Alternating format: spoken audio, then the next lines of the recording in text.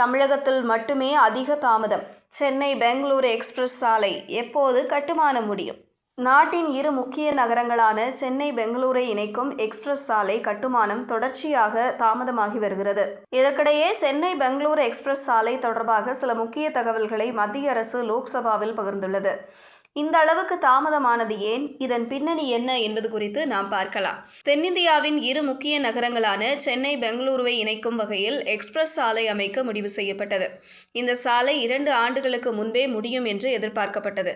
இருப்பினும் இந்த சாலை கட்டுமானத்தில் தொடர்ச்சியாக பல்வேறு தாமதங்கள் ஏற்பட்டதால் இன்னும் கட்டுமானம் முடியவில்லை.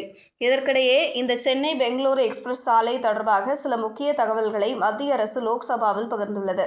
அதாவது சட்ட சிக்கல்கள், தொழில்நுட்ப மற்றும் நிதி சிக்கல்கள் காரணமாகவே சென்னை பெங்களூரு எக்ஸ்பிரஸ் சாலை அமைக்கும் பணிகள் 2 ஆண்டுகள் வரை தாமதமானதாக மத்திய சாலை போக்குவரத்து மற்றும் நெடுஞ்சாலைத்துறை அமைச்சர் நிதின் கட்கரி மக்களவையில் தெரிவித்தார்.